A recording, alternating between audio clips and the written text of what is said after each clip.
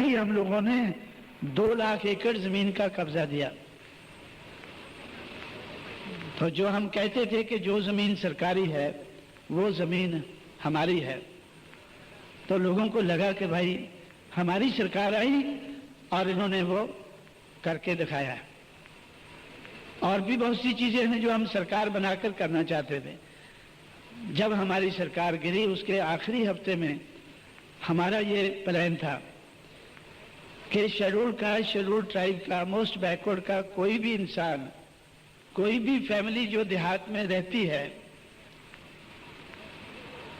तो उनके खिलाफ जो जमीन के वाले लोग हैं वो उनके खिलाफ कोई बाइकाट करता है और एट्रोसिटीज करते हैं कि उनके पास तो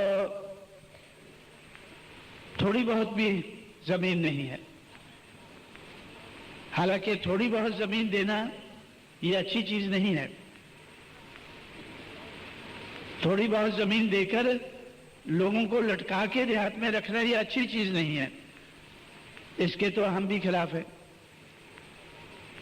बाबा साहब अम्बेडकर ने भी इसके बारे में काफी कुछ कहा है, सोच विचार किया है कि थोड़ी जमीन जो है वो झेंगे के झाड़ की तरह से है। झेंगा होता है क्या? वो एक झाड़ होता है ना जिसको लंबी लंबी लकड़ी सी लगती है, जिसकी सब्जी बनाते हैं, क्या बोलते हैं उसको? वही झेंगा। महाराष्ट्र में क्या बोलते हैं? झेंगे का झाड़, जिसको वो सब्जी लगती है ना, झाड़ लंबी लंबी लकड़ी लगती है जिसको नमक नमक डाल के है। चलो खैर, ऐसा जो दरख्त है उसके सहारे बहुत से लोग उसके सहारे बैठे रहते हैं देहात में कि भाई ये झाड़ है हमारे पास। चलो ऐसा, खैर वो अभी एक कहानी है, अभी मेरे पास समय नहीं बताने के लिए। लेकिन उसी के साथ उन्होंने कंपेयर किया कि अगर थोड़ी सी जमीन हमारे पास है तो लोग छोड़कर, जमीन को छोड़कर वो जाते नहीं हैं जिसके पास थोड़ी सी जमीन होती है। तो लेकिन फिर भी हमने सोचा कि जब लोग देहात में रहते हैं हम तो उनका प्रबंध करेंगे। जैसे बाबा साहब अम्बेडकर ने प्रबंध का सोचा था, सेपरेट सेटलमेंट्स, हमारे लोगों के सेपरेट सेटलमेंट होना चाहिए। वो अपनी जिंदगी में वो नहीं करा पाए, लेकिन आज भी हम सोचते हैं कि हमें उस दिशा में कुछ ना कुछ करना होगा। लेकिन फिर भी हमने सोचा कि उत्तर प्रदेश में जब हमारी सरकार है, शेड्यूल कास्ट, शेड्यूल ट्राइब और मोस्ट बैकवर्ड का कोई भी आदमी जो दूसरों के खेतों में खेती करके अनाज पैदा करता है, जो देहात में रहता है, जब तक वो देहात में रहता है उसके पास कम से कम 1 एकड़ जमीन होना जरूरी है। अपने रोजमर्रा के इस्तेमाल के लिए उनके पास 1 एकड़ जमीन का होना जरूरी है। अगर गांव पंचायत की जमीन है तो उसमें से दे दिया जाए। अगर सरकार के पास जमीन नहीं है तो सरकार एक्वायर करके वो जमीन हर फैमिली को कम से कम 1 एकड़ दे। यह हमने अपनी सरकार के आखिरी हफ्ते में सोचा था, लेकिन जब सरकार नहीं रही तो ऐसी सोचें हमारे दिमाग में ही रह गई हैं। लेकिन ये मैं कहना क्या चाहता हूं, ये बात बताकर कि those who oppose will be required to propose. जो विरोध करते हैं, जो विरोध करते हैं तो उनके विरोध को ध्यान में रखकर तो डेमोक्रेसी में उनको भी मौका मिल सकता है कि भाई हम आपको मौका देते हैं, आप बताएं कि अगर ये सही नहीं है तो सही क्या है, और हम आपको मौका देके ये करके दिखाएं। तो हम लोगों ने अपोज नहीं किया बल्कि प्रपोज भी किया है। ये काम हम लोगों ने बीएसपी के माध्यम से किया है। बामसेफ के माध्यम से, बामसेफ को बनाने का कॉन्सेप्ट क्या था कि जिस समाज की गैर राजनीतिक जड़ें मजबूत नहीं होती उस समाज की राजनीति कामयाब नहीं हो सकती। इस सोच के आधार पर, इस कॉन्सेप्ट के आधार पर हम लोगों ने बामसेफ बनाने का सोचा। उसके बाद बामसेफ अभी बनी नहीं थी। हम इस नतीजे पर पहुंचे कि बामसेफ बनने के बाद में भी हम बहुत कुछ नहीं कर पाएंगे, क्योंकि हमें संघर्ष करना होगा। अगर हम संघर्ष नहीं करेंगे तो भी हमारी बात आगे नहीं बढ़ेगी। बामसेफ संघर्ष नहीं कर सकेगी, इसलिए संघर्ष करने के लिए हम लोगों ने BS4 बनाया। और कॉन्सेप्ट क्या था कि power will be product of struggle. पहला कॉन्सेप्ट था जिसके आधार पर बामसेफ बनाई कि जिस समाज की गैर राजनीतिक जड़ें मजबूत नहीं है उसकी राजनीति कामयाब नहीं हो सकती है। दूसरा कॉन्सेप्ट क्या था कि power will be product of struggles. अगर आप लोगों ने समाज को बामसेफ के माध्यम से तैयार कर लिया है, तैयार करने के बाद आप हुक्मरानों से कहेंगे कि अब हम तैयार हैं, हमारा हिस्सा हमें दे दें, तो कोई नहीं देगा। आपको उसके लिए स्ट्रगल करना होगा। तो स्ट्रगल करने के लिए भी, संघर्ष करने के लिए भी संगठन होना, समाज को हमें संगठित करना चाहिए। उसके बाद हम लोगों ने सोचा कि those who oppose will be required to propose. ये तीसरा कॉन्सेप्ट बनाया।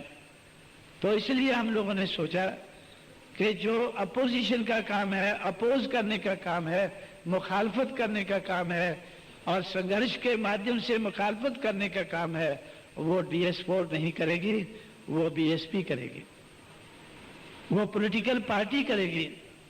तो इसलिए हम लोगों ने बहुजन समाज पार्टी बनाई। अब बहुजन समाज पार्टी क्यों बनाई है? हम लोग तो पहले बाबा साहब अम्बेडकर को मानने वाले लोग थे, उनसे हमने बहुत सी चीजें सीखी, समझी, और हम लोगों ने रिपब्लिकन पार्टी को, जब तक मैं महाराष्ट्र में रहा, रिपब्लिकन पार्टी को कामयाब बनाने के लिए बहुत सी कोशिशें की। ये जो एजुकेटेड एम्प्लॉइज को मैंने ऑर्गेनाइज किया है, एजुकेटेड एम्प्लॉइज को रिपब्लिकन पार्टी को कामयाब बनाने के लिए मैंने सोचा था। और पूना में हम लोगों ने एजुकेटेड एम्प्लॉइज को ऑर्गेनाइज करके, आप लोगों ने तो बाद में कुछ किया नहीं इतना जितना मैंने पूना में किया था। हमने दादा साहब रूपवते को मेंबर पार्लियामेंट अनाउंस कर दिया था।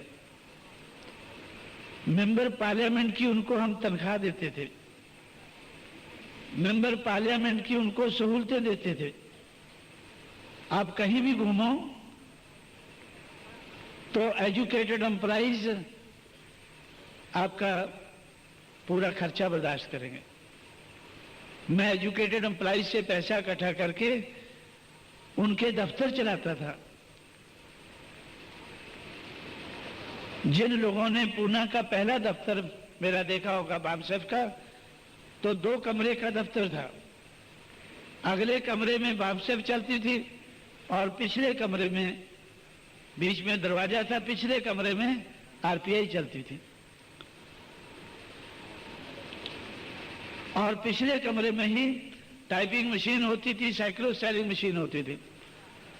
तो सारे सर्कुलर, सारा कारोबार उनका हम बामसेफ के ऑफिस से चलाते थे।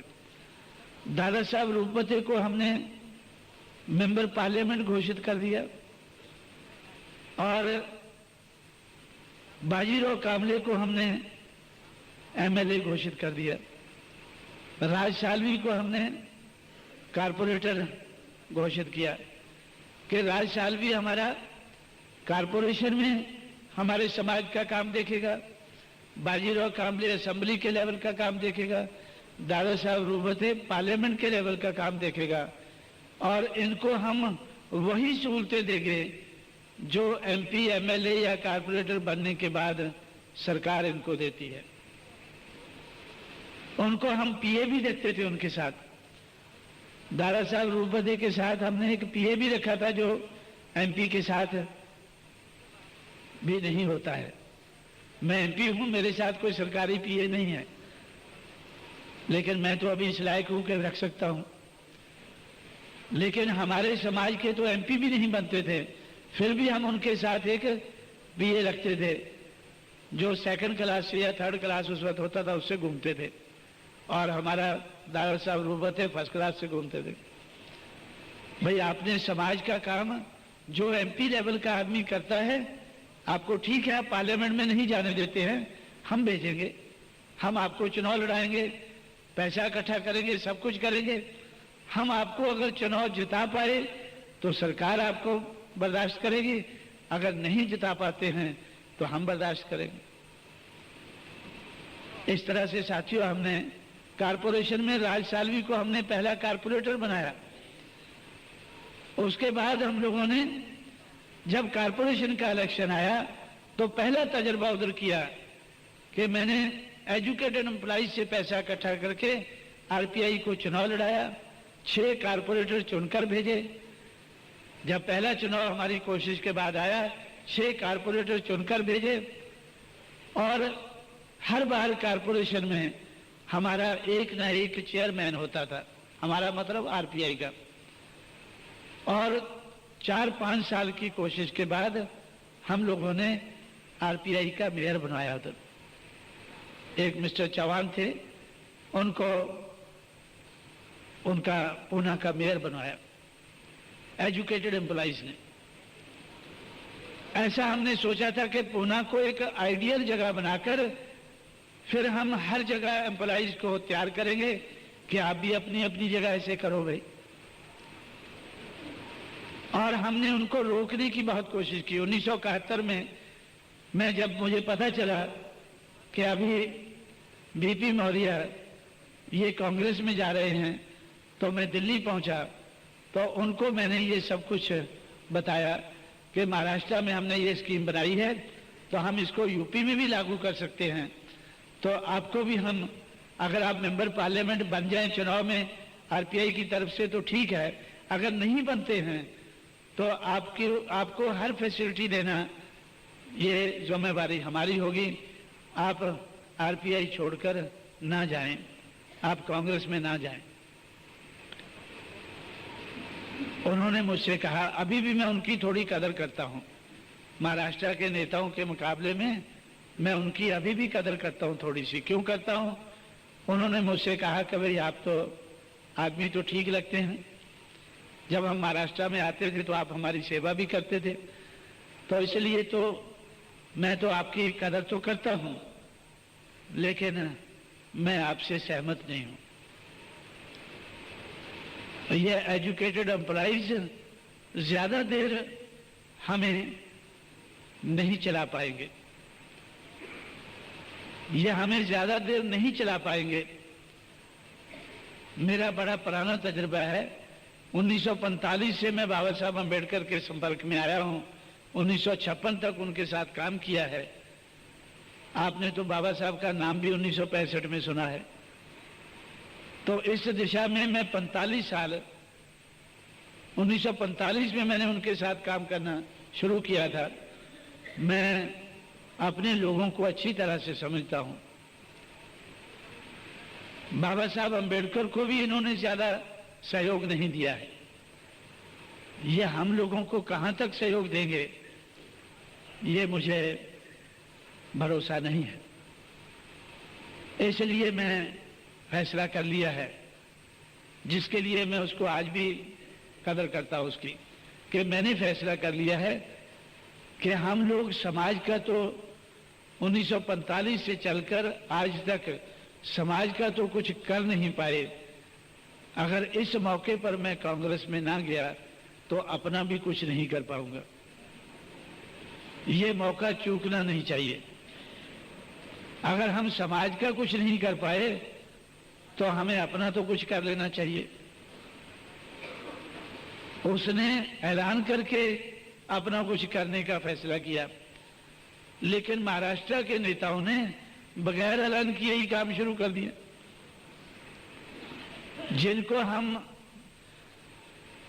एमपी की एमएलए की सहूलतें देते थे, वो हमारी सहूलतों के आधार पर इधर उधर घूमते थे, समाज का काम कम करते थे और वो कांग्रेस में जाने का काम ज्यादा करते थे। जो हमने उनके साथ उनको पीए दिए हुए थे, उनकी सेवा करते थे, वो मुझे आकर रिपोर्ट देते थे कि भाई ये दादा साहब रूपते तो समाज का काम झोपड़ों में आप बेचते, देहातों में बेचते, उधर तो नहीं जाता है, टिकट तो उधर का देते हैं आप लोग। लेकिन ये तो दादा साहब, एक और था कांग्रेस का दादा था, क्या नाम उसका, मर गया, वो मुख्यमंत्री बना था ना, हैं? नहीं, एक दादा था, पता नहीं क्या हैं, वसंत दादा। ये तो वसंत दादा पाटिल के ज्यादा चक्कर लगाते हैं और हमारे समाज के कम लगाते हैं, क्योंकि वसंत दादा पाटिल उस वक्त कांग्रेस का महाराष्ट्र का प्रेसिडेंट था। जब हम लोगों ने ये काम शुरू किया था तो वसंत दादा पाटिल महाराष्ट्र का वो चीफ मिनिस्टर, तो ये नाइक था मेरा ख्याल, चौहान जाने के बाद, वाईबी चौहान के बाद नाइक उस वक्त चीफ मिनिस्टर था और ये वसंत दादा पाटिल ये महाराष्ट्र का कांग्रेस का अध्यक्ष था। तो उनके पास ये ज्यादा चक्कर मारते हैं, ज्यादा जाते हैं। तो इस तरह से हम लोगों ने जब सोचा कि आहिस्ता आहिस्ता करके वो कांग्रेस में चले गए, महाराष्ट्र के लोग ज्यादातर कांग्रेस में चले गए। लेकिन उस वक्त से मैंने ये, उसके बाद में भी मैंने जब तक महाराष्ट्र में रहा, या महाराष्ट्र छोड़ने के बाद में भी मेरी ये कोशिश रही कि हमें रिपब्लिकन पार्टी को सपोर्ट करना। जब हम दिल्ली में गए तो दिल्ली में भी हम लोगों ने, मेरे जाने के बाद 1976 में मैं उधर गया, 1977 में कारपोरेशन का चुनाव हुआ। 1977 में पहले जो चुनाव हुआ तो उसमें जनता पार्टी के साथ समझौता कराने के लिए मैंने रिपब्लिकन पार्टी वाले लोगों की काफी उधर मदद की। और उसके बाद हम लोगों ने दिल्ली की कारपोरेशन का चुनाव रिपब्लिकन पार्टी का पूरा एम्प्लॉइज को ऑर्गेनाइज करके, उनसे उनकी शक्ति बनाकर, उनसे पैसा इकट्ठा करके, तो 1977 में जो कारपोरेशन का चुनाव है वो भी, तो उस वक्त तक बामसेफ तो बनी नहीं थी, लेकिन एजुकेटेड एम्प्लॉइज की शक्ति जितनी मैंने बनाई थी उस आधार पर, तो वो चुनाव भी हमने उधर लड़वाया था। लेकिन उसके बाद जैसे बामसेफ बनी 1978 में, तो रिपब्लिकन पार्टी के लोगों ने बामसेफ का विरोध करना शुरू कर दिया। रिपब्लिकन पार्टी के लोगों ने बामसेफ का विरोध करना शुरू कर दिया। क्यों शुरू कर दिया? क्योंकि जिस तरह से मैं तो, जैसे हमारे एक मिस्टर, मेरे साथी जो पूना में मैं जिनको छोड़ के आया था पीछे, वो फंड रेज करते थे, तो मैं रिपब्लिकन पार्टी के लोगों को मदद करता था। तो जब हम लोगों ने खोबरागढ़े की मदद की, उनसे पैसा लेकर बैरिस्टर खोबरागढ़े को मदद की, तो बामसेफ के लोगों ने मेरा विरोध किया कि भाई ये तो दारू पीने वाला आदमी है, ये तो शराब पीने वाला आदमी है, तो जब तक ये शराब नहीं छोड़ता है तो तब तक हमें इसको पैसे की मदद नहीं करनी चाहिए। अब उसने बेचारे ने शराब छोड़ी नहीं, तो इन्होंने मुझे ही पैसा देना बंद कर दिया। पूना के लोगों ने, उसमें एक कर्मचारी था मिस्टर भगत, अब पता नहीं वो है या रिटायर हो गया होगा, तो उसने सारे कर्मचारियों को कन्विंस करके तो मेरे पास वो ये लेकर आए कि भाई हम इनको मदद नहीं करेंगे क्योंकि ये तो शराब पीता है, और हमारे पैसे से हम पैसा इकट्ठा करें और ये उसकी खोबरागढ़े उसकी शराब पी जाए, ये हमें मंजूर नहीं है। तो मैंने उनसे कहा कि भाई मैं तो नहीं पीता हूँ, आप तो पैसा मुझे देते हैं, तो मेरा भत्ता क्यों बंद करते हो? वो कहने लगे आपका भत्ता उधर चला जाता है इसलिए हम नहीं देंगे, आपको भी नहीं देंगे। तो इस तरह से तो आहिस्ता आहिस्ता करके कुछ कर्मचारियों की तरफ से उनको विरोध होने लगा। जिस तरह से आज कर्मचारी जो है तो आप थोड़े कंप्लेन करते हैं, दुखी हैं, तो कितनी आपकी कंप्लेन जायज़ है नाजायज़ है उसके ऊपर तो मैं गौर करूंगा, लेकिन उस वक़्त भी हमें ये दिक्कत आई। और जब हमने शराब पीने वाले आरपीआई के लोगों का भत्ता बंद कर दिया कर्मचारियों ने, मेरी अपील के बावजूद भी मैंने उनसे कहा कि भाई इनको तो पुरानी आदत है, ये छोड़ेंगे नहीं, तो चलो इनके लिए शराब का भी बंदोबस्त कर देना चाहिए। वो बोलने लगे कि नहीं ये तो हम नहीं करेंगे, ये बात हम आपकी नहीं मानेंगे। तो आरपीआई के जो दारू पीने वाले नेता थे वो सारे हमारे खिलाफ हो गए, वो सारे बामसेफ के खिलाफ हो गए। अब बामसेफ के खिलाफ हो गए मतलब कांशीराम के खिलाफ हो गए, क्योंकि मैं उनकी दारू का बंदोबस्त, मैं तो इस मत का था कि उनका कर ही देना चाहिए बंदोबस्त भाई, क्योंकि अगर हम नहीं करेंगे वो इधर उधर से कर लेंगे, अपने आप को बेचकर, अपने समाज को बेचकर कर लेंगे, तो वो तो करेंगे ही, चलो हम ही कर देते हैं। लेकिन उसके बाद बामसेफ और रिपब्लिकन पार्टी में महाराष्ट्र में पहले टेंशन हुआ, और महाराष्ट्र के लोग ही आरपीआई को देश भर में कंट्रोल करते थे। तो फिर ये फैसला किया गया सबसे मिलकर कि भाई हमें अभी, जब वो मुझे देते नहीं पैसा तो आरपीआई वालों को हम मदद नहीं कर पाएंगे, जब मदद नहीं कर पाएंगे वो हमारा विरोध करने लगे। तो उस वक्त फिर मैं सोचने पर मजबूर हुआ भाई क्या किया जाए। तो उस वक्त मैंने काफी स्टडी करने के बाद इस नतीजे पर पहुंचा कि बाबा साहब अम्बेडकर का जो मूवमेंट है, मिशन है, उनकी जिंदगी में वो डायनेमिक रहा। मुझे ऐसा लगा कि उसको पहिए लगे हुए हैं, वो उसको चलाना आसान है। लेकिन बाबा साहब के जाने के बाद उनके जो लेफ्टिनेंट्स थे वो उसको डायनेमिक नहीं बना सके, डायनामिज्म उसका नहीं रख सके, वो स्टैटिक बन गया, वो बगैर पहियों के बन गया, तो उसको चलाना मुश्किल हो गया। तो इस तरह से तो मैंने सोचा कि इस मूवमेंट को अगर हमने चलाना है तो डायनेमिक बनाना होगा, इस मूवमेंट को हमें डायनेमिक बनाना होगा। बाबा साहब अम्बेडकर ने पहले बहिष्कृत भारत 1922 में पब्लिकेशन शुरू किया, 1927 में उसका नाम जनता रख दिया, 1955 में प्रबुद्ध भारत रख दिया।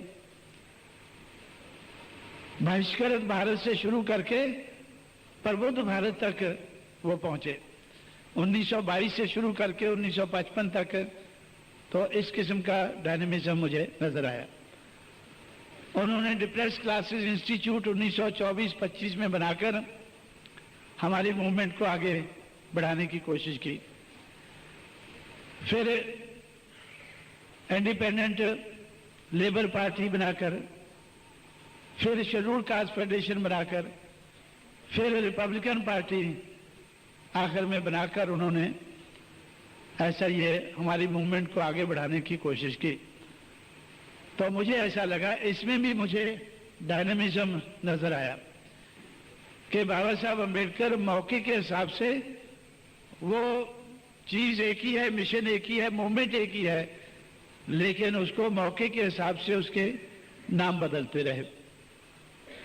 तो मुझे ऐसा लगा कि उन्होंने शेड्यूल्ड कास्ट फेडरेशन से बदलकर रिपब्लिकन पार्टी बनाने का क्यों सोचा कि जो शेड्यूल्ड कास्ट फेडरेशन है ये तो सिर्फ शेड्यूल्ड कास्ट के लोगों तक ही सीमित है।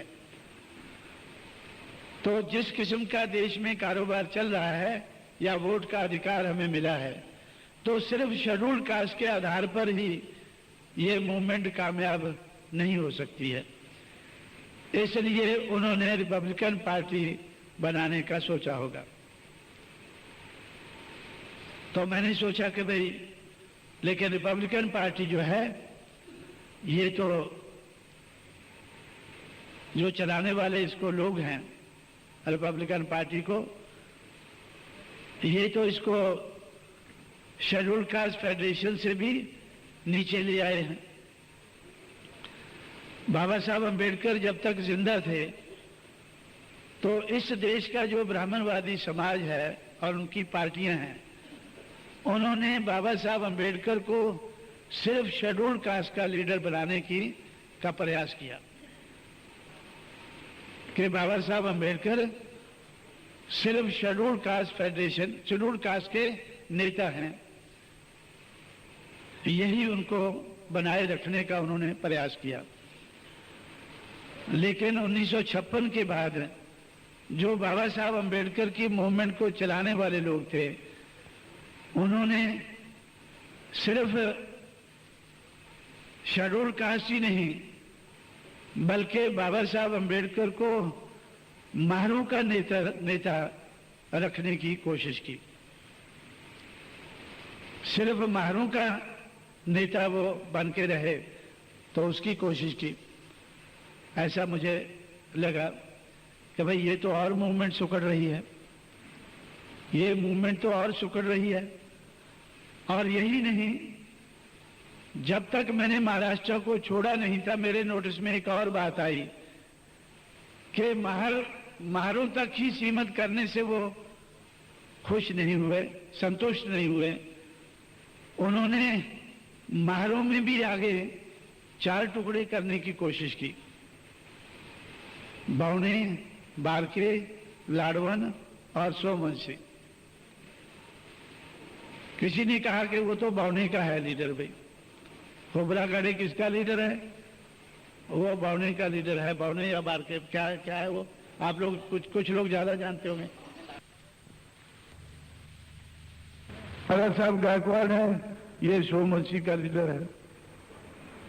तो भाई अगर इस तरह से मूवमेंट को चलाओगे तो ये तो शेड्यूल कास्ट, पहले तो बाबा साहब अंबेडकर के जमाने में उनको शेड्यूल कास्ट तक उनके दुश्मनों ने सीमित रखा और बाबा साहब के जाने के बाद उनको महार लेवल पे ले आए और उसके बाद बावने, बारके, लाडवन और सोमवंशी लेवल तक ले आए। यही हाल हमारे साथ पंजाब में हुआ है। अभी पंजाब में हमारे 9 एमएलए थे, 9 में से 6 आधर्मी थे, 2 रामदासी और 1 मजहबी। बहुजन समाज पार्टी से जीते थे, लेकिन पंजाब की बहुजन समाज पार्टी क्या थी?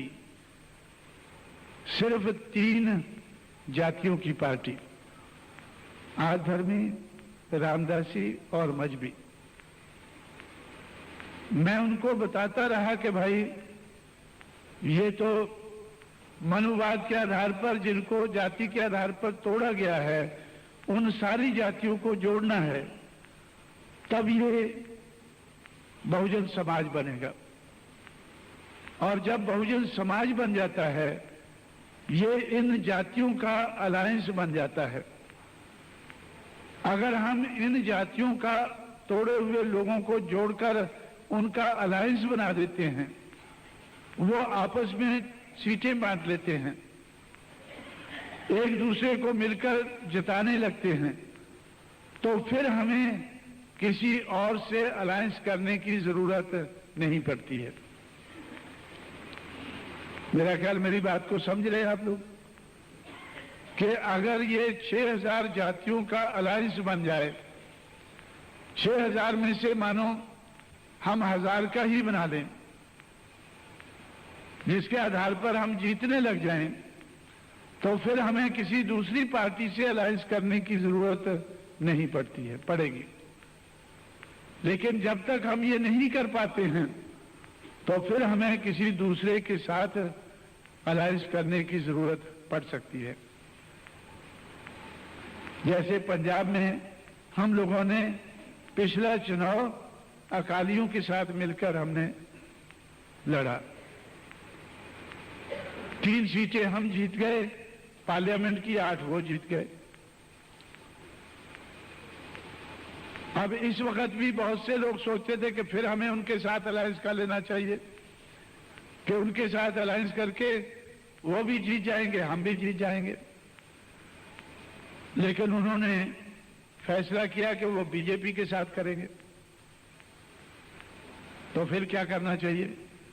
फिर हमारे साथी सोचे कि कांग्रेस से कर लेना चाहिए। लेकिन कांग्रेस वालों ने सोचा कि कांशीराम ने हमें उत्तर प्रदेश में नीचा दिखाया है, हम इसको पंजाब में नीचा दिखाएंगे। मैंने सोचा कि नीचा देखना ही है तो फिर हम आपको भी दिखा देंगे कि क्या कर सकते हैं। तो इस तरह से साथियों, तो मेरा अभी भी विश्वास है, अभी भी मैं पंजाब में जो छोटी सी स्टेट है, तो 2 साल के अंदर अंदर मुझे भरोसा है कि हम बहुजन समाज की अपनी सरकार बना सकेंगे। क्योंकि अकाली पार्टी की सरकार आज तक कभी 2 साल चली नहीं है, अभी भी चलने की संभावना नहीं है।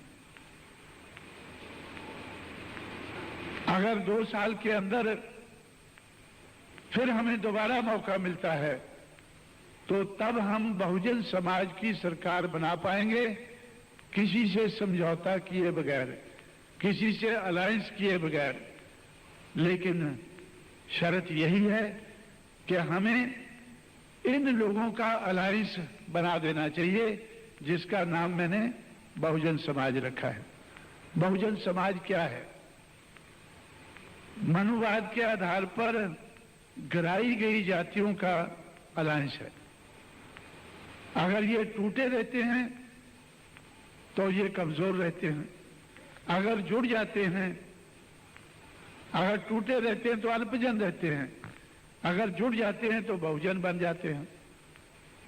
तो इसी तरह से तो जब मैंने महाराष्ट्र में देखा कि भाई वैसे ही हम टूटे हुए हैं, अब इन्होंने मेरे देखते देखते इस पार्टी को, जिसमें बाबा साहब की पार्टी को, जिसको शेड्यूल कास्ट की पार्टी बाकी दुश्मनों ने उनके बना के रखा, तो बाबा साहब ने इनको बदलने की कोशिश की।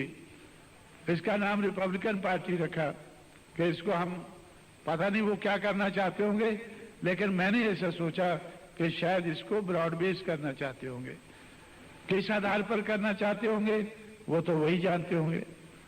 लेकिन जो मैंने सोचा कि अगर हमें ब्रॉड बेस करना है, शेड्यूल कास्ट फेडरेशन से काम नहीं चलता है, तो हमें शेड्यूल कास्ट ही नहीं बल्कि schedule caste, schedule tribe, other backward caste, जिन लोगों को मनुवाद के आधार पर, ब्राह्मणवाद के आधार पर जिनको तोड़ा गया है, उनको जोड़कर हम अल्पजन से बहुजन बनाएंगे और बहुजन बनने के बाद ये लोग अपने एमएलए बनाएंगे, अपने एमपी बनाएंगे।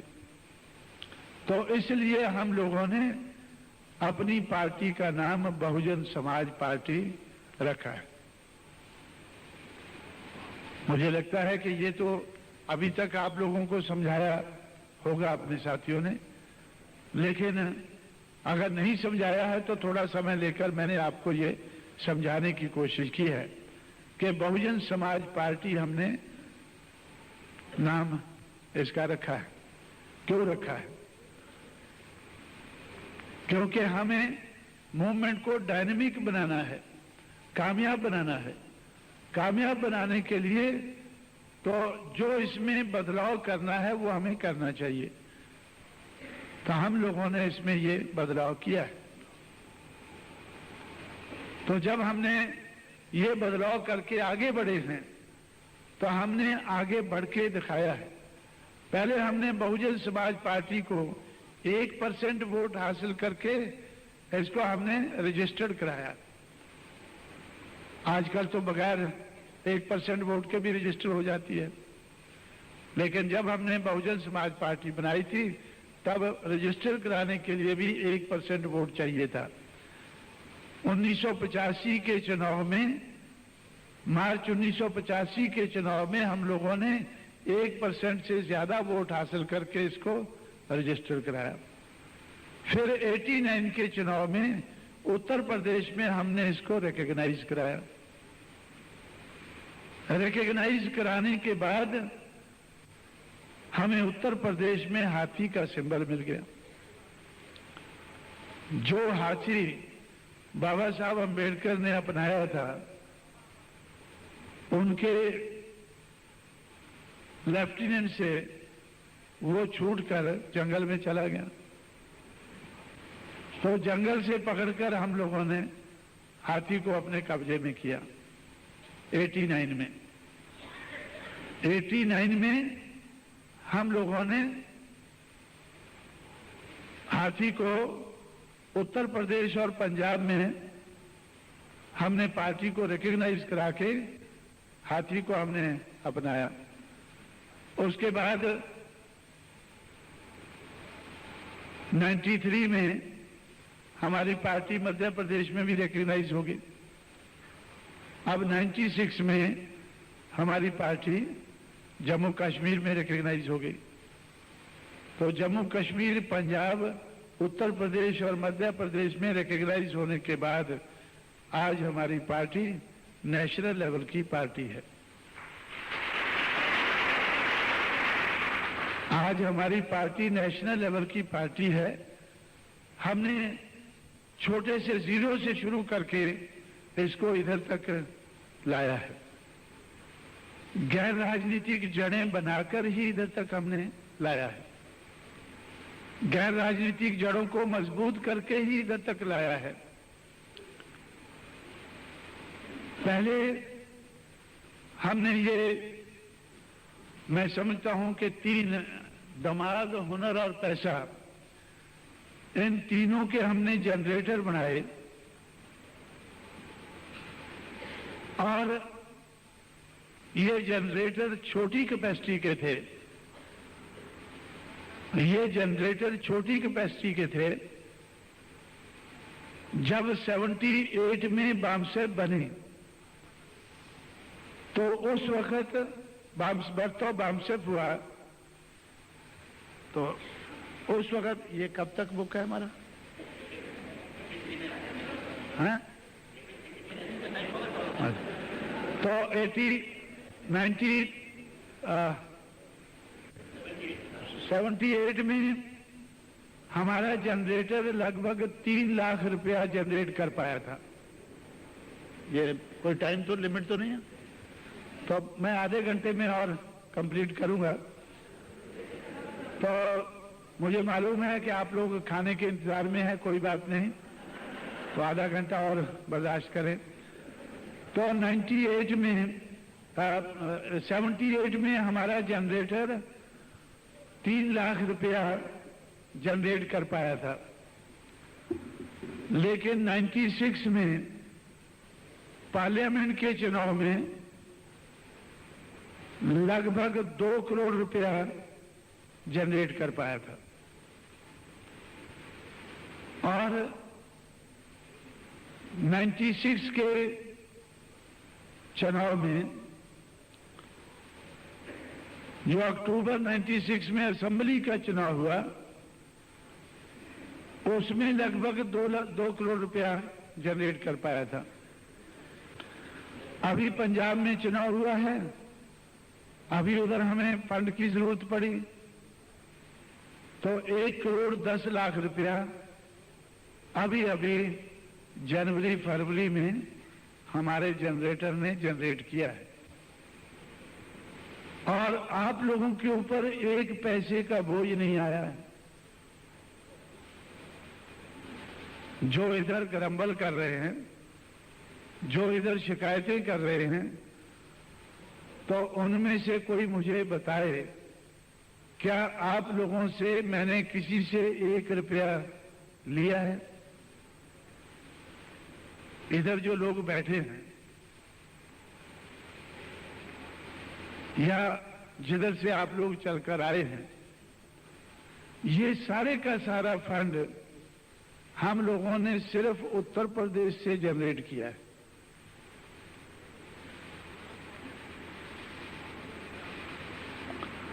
अब जनरेटिंग कैपेसिटी हमने बढ़ाई है, जनरेटिंग कैपेसिटी हमने बढ़ाई है। दूसरों के मुकाबले में, दूसरी पार्टियों के मुकाबले में ये कुछ भी नहीं है। हम लोगों ने उत्तर प्रदेश से 1 करोड़ 10 लाख रुपया जनरेट करके पंजाब में लगाया, लेकिन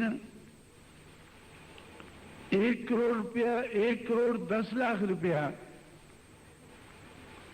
प्रकाश सिंह बादल ने गिद्दड़वा की एक एमएलए की सीट जिताने में, प्रकाश सिंह बादल ने जो अभी मुख्यमंत्री बना है, उसने एक एमएलए की सीट को जिताने में इससे ज्यादा रुपया लगाया। गिद्दड़वा की सीट को, जिधर से अकाली पार्टी का रिवाइवल उन्होंने शुरू किया, एक सीट को जिताने में 1 करोड़ 10 लाख रुपए से ज्यादा उन्होंने लगाया। मैंने उनसे कहा कि भाई आप इतना पैसा क्यों लगाते हैं? उन्होंने कहा कि कांग्रेस वाले इससे ज्यादा लगा रहे हैं, कांग्रेस वाले इससे ज्यादा लगा रहे हैं।